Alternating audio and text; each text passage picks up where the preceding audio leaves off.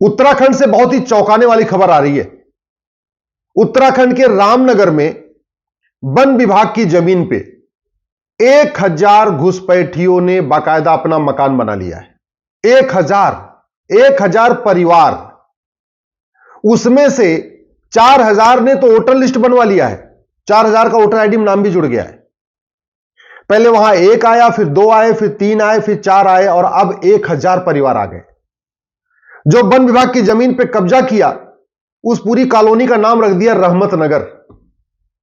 वहां बिजली ले लिया, पानी ले लिया। बिजली कैसे लिया? घूस देके। पानी का कनेक्शन कैसे लिया? घूस देके। आधार बनवाया, घूस देके। राशन कार्ड बनवाया, घूस देके।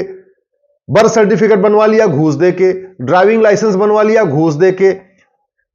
बैंक में खाता खुलवा लिया, घूस देके। वोटर आईडी में नाम जुड़वा लिया, घूस देके। और अब बाकायदा वो रह रहे हैं। और बड़ा एक उन्होंने और भी काम किया कि जब सारे डॉक्यूमेंट बन गए, वोटर आईडी में नाम जुड़ गया, तो उन्होंने अपनी जमीन को दूसरे घुसपैठियों को ट्रांसफर कर दिया 10 रुपए के स्टैंप पे, जिससे कल को कोई ये ना कहे कि भाई तुम आए कहां से। अब जिसको पुलिस पकड़ती, वो कहता जी ये जमीन तो हमने खरीदा था। किससे खरीदा था? वो दूसरे से। उसको पकड़ रहे, वो कह रहा है हम जहां रहे हमने तो तीसरे से खरीदा। तो हुआ क्या? झुग्गी नंबर 1 वाले ने अपनी जमीन झुग्गी नंबर 2 वाले को 10 रुपए के स्टैंप पेपर पे दे दिया। झुग्गी नंबर 2 वाले ने झुग्गी नंबर 3 को दे दिया। झुग्गी नंबर 3 वाले ने झुग्गी नंबर 4 को दे दिया। इसका मतलब सारे के सारे रहने वाले सारे वहां घुसपैठी हैं, लेकिन उन्होंने तहसील में जाके दलालों को पकड़ा, 10-10 रुपए के स्टैंप पेपर पे अपनी झुग्गी दूसरे को बेच दिया। जब 2017 मैंने पीआईएल फाइल किया था, उस समय मैंने कहा था सुप्रीम कोर्ट में 5 करोड़ घुसपैठी आ चुके हैं। अब तो 2024 हो चुका है, अब तो ये 5.5 करोड़ हो चुके हैं। ऐसा कोई घुसपैठिया नहीं है जिसके 10 से कम बच्चे हैं। 15-15 बच्चे हैं घुसपैठियों के, 16-16 बच्चे हैं इनके। हर साल एक बच्चा पैदा हो रहा है। घुसपैठ हमारी राष्ट्रीय सुरक्षा के लिए खतरा है, लेकिन आज तक घुसपैठियों पे एनएसए लगाया ही नहीं जा रहा है। घुसपैठ हमारी देश की एकता अखंडता के लिए खतरा है, लेकिन घुसपैठियों पे यूएपीए लगाया ही नहीं जा रहा। घुसपैठ वेजिंग वॉर है, इनडायरेक्ट वॉर है, भारत पे कब्जा करने की एक साजिश है। उसके लिए हमारे पास एक कानून है, सेक्शन 121, उसको वेजिंग वॉर कहते हैं इंडियन पिनल कोड में, लेकिन किसी भी घुसपैठिए पे वेजिंग वॉर की धारा नहीं लगाई जा रही है। घुसपैठ एक ऑर्गेनाइज क्राइम है, सिंडिकेट है पूरा, उनको बाकायदा प्लान्ड वे में बसाया जाता है, लेकिन घुसपैठियों और उनके मददगारों के खिलाफ गैंगस्टर एक्ट भी नहीं लगता है। ये जो घुसपैठ की जा रही है, ये भारत को बर्बाद करने के लिए की जा रही है, लेकिन घुसपैठियों पे देशद्रोह की धारा नहीं लग रही है। जब तक घुसपैठियों और उनके मददगारों की 100% प्रॉपर्टी जब्त करने, घुसपैठियों और उनके मददगारों की नागरिकता खत्म करने, घुसपैठियों और उनके मददगारों की आजीवन कारावास देने के लिए कानून नहीं बनेगा, तब तक घुसपैठ नहीं रुकेगी। घुसपैठिए बॉर्डर पे 2000 रुपए देकर आ रहे हैं, 2000 रुपए में राशन कार्ड बनवा रहे हैं, 2000 रुपए में बर्थ सर्टिफिकेट बनवा रहे हैं, 2-3 हजार रुपए में ड्राइविंग लाइसेंस बनवा लेते हैं, 2-3 हजार रुपए देकर वोटर आईडी में नाम जुड़वा लेते हैं, बैंक में खाता खोल लेते हैं और केंद्र सरकार की सारी योजनाओं का लाभ लेते हैं और राज्य सरकार की सारी योजनाओं का लाभ ले रहे हैं। भ्रष्टाचार हमारे लिए कितना बड़ा खतरा, इसका भी एग्जाम्पल आप खुद देख लीजिए। जितने घुसपैठी आए हैं, ये सब भ्रष्टाचार की पैदाइश है। ये 2-2 हजार रुपए में जो लेखपाल, पटवारी और बाबू और दलाल उनके सारे डॉक्यूमेंट बना रहे हैं, इससे बड़ा देशद्रोह क्या हो सकता है? लेकिन उनको खौफ इसलिए नहीं है, आज तक किसी भ्रष्टाचारी की, किसी घूसखोर की, किसी कमीशनखोर की, किसी दलाल की न प्रॉपर्टी जब्त हुई, न नागरिकता खत्म हुई, न जीवन कारावास, फांसी हुआ। और वो क्यों नहीं हुआ? हमारे पास कानून नहीं। हमारे पास तो अवैध निर्माण के खिलाफ भी कठोर कानून नहीं है। अरे वन विभाग की जमीन पे लगातार मकान बनते जा रहे हैं। क्यों? क्योंकि वन विभाग की जमीन पे जो मकान बनता है कुछ होता ही नहीं है। बॉम्बे में तो जो एयरपोर्ट है उसके नीचे झुग्गियां बस गई हैं। पूरी बॉम्बे एयरपोर्ट के चारों तरफ झुग्गी बस गई है और कुछ नहीं हो रहा है। क्यों? क्योंकि कानून नहीं है।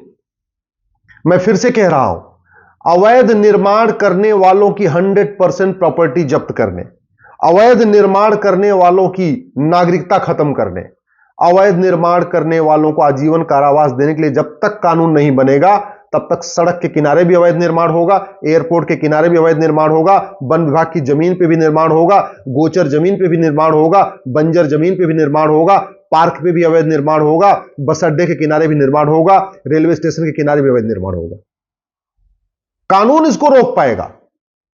ये तू मैं करने से, आरोप प्रत्यारोप करने से, नूरा कुश्ती करने से, कविता पाठ करने से, सोशल मीडिया में वीडियो शेयर करने से न घुसपैठ रुकेगी, न तो ये अवैध निर्माण रुकेगा।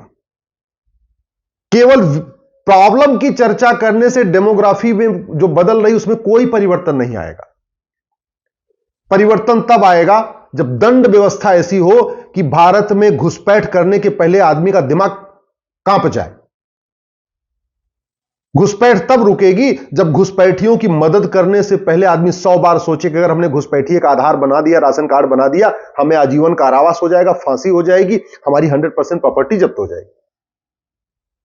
अगर हमें घुसपैठ रोकना है, अवैध निर्माण रोकना है, भारत की जो डेमोग्राफी बदल रही इसको बचाना है, हमें तत्काल one nation one police code लागू करना पड़ेगा। पुलिस चार्टर लागू करना पड़ेगा कि 1 घंटे के अंदर एफआईआर करना ही पड़ेगा और 1 महीने के अंदर जांच पूरी करनी ही पड़ेगी। 1 महीने के अंदर जांच तब पूरी होगी जब नार्को पॉलीग्राफ ब्रेन मैपिंग कानून बनेगा।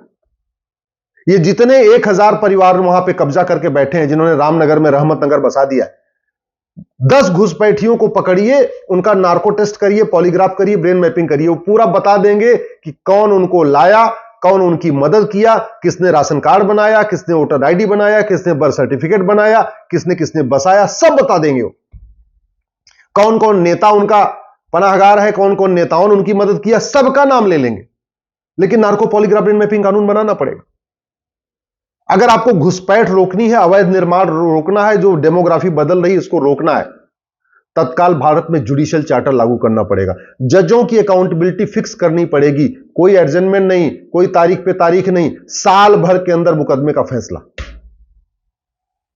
और जितने काम पैसे के लिए होते हैं उसमें 100% प्रॉपर्टी जब्त करने, नागरिकता खत्म करने, सिटीजनशिप खत्म करने और 1 साल के अंदर आजीवन कारावास, फांसी देने के लिए कानून नहीं बनेगा तो कभी अपराध रुकेगा ही नहीं।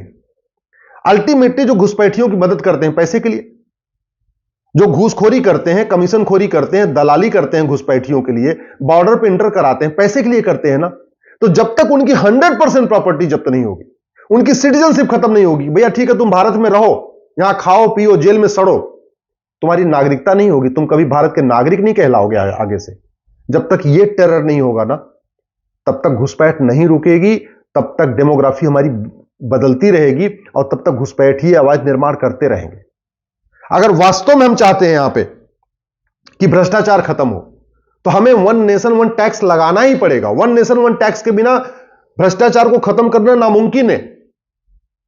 हमें 100 रुपए से बड़ी नोट नहीं चाहिए, 2000 रुपए से महंगे सामान का कैश लेन देन नहीं करना, प्रॉपर्टी को आधार से लिंक करने में कोई दिक्कत नहीं है, नार्को पॉलीग्राफ ब्रेन मैपिंग कानून बनाने में कोई दिक्कत नहीं है। इनके साथ, घुसपैठियों के साथ और उनके मददगारों के साथ नरमी क्यों बरतना? जो देश के साथ गद्दारी कर रहे हैं, देश के साथ मक्कारी कर रहे हैं, जो घुसपैठियों की मदद कर रहे हैं 2-3 हजार रुपए के लिए, उनके बारे में हम क्यों आराम से, उनके बारे में अच्छा क्यों सोचना? अरे भैया इनको दो ना, 2-4 को आजीवन कारावास फांसी दे दो जो घुसपैठियों की मदद करते हैं। 2-4 घुसपैठियों को आजीवन कारावास फांसी दे दो जो बिना डॉक्यूमेंट के भारत में आ गए। मैं गारंटी के साथ कहता हूं ये खुद भाग जाएंगे। भारत में एनआरसी की जरूरत ही नहीं है। अवैध निर्माण करना है, आप 2-4 अवैध निर्माण करने वालों के 100% प्रॉपर्टी जब्त करिए, उनकी सिटीजनशिप खत्म करिए और उनको 50 साल के लिए जेल में डाल दीजिए। मैं गारंटी के साथ कहता हूं जिन लोगों ने अवैध निर्माण किया है ना, वो अपना अवैध निर्माण खुद गिरा देंगे। बुलडोजर चलाना ही नहीं पड़ेगा, खुद ही अपना अवैध निर्माण हटाएंगे, साफ करेंगे और जाके कहीं और बैठ जाएंगे। ये पुलिस कब तक अवैध निर्माण रोकती रहेगी? सरकारी डिपार्टमेंट कब तक अवैध निर्माण रोकेगा? ड्राइवर कितना ही अच्छा हो, गाड़ी घटिया हो तो यात्रा सुरक्षित नहीं होती। डॉक्टर कितना ही अच्छा हो, दवा घटिया हो तो बीमारी ठीक नहीं होती। मिस्त्री कितना ही अच्छा हो, सीमेंट बालू घटिया हो, घर सुरक्षित नहीं होता। ऐसे ही शासक कितना ही अच्छा हो, नियम कानून घटिया हो, न्यायिक व्यवस्था सड़ी हुई हो, पुलिस व्यवस्था सड़ी हुई हो, मुकदमे 20-30-40 साल चलते हो, तो ना अराजकता कम होती है, ना घुसपैठ कम होती है, ना अवैध निर्माण रुकता है। मेरी बात ठीक लग रही हो, इस वीडियो को अपने फेसबुक पे डाल दीजिएगा, अपने सारे व्हाट्सएप ग्रुप में डाल दीजिएगा। मैं आपसे निवेदन कर रहा हूं 5-5 हजार फेसबुक फ्रेंड बनाइए, समस्या लिखिए, उसका मूल कारण लिखिए, अस्थायी समाधान लिखिए। नहीं तो 25 साल के बाद आपके बच्चे आपको कोसेंगे कि हमारे पिताजी दल गुलामी करते रहे लेकिन सही बात कभी उन्होंने किया नहीं।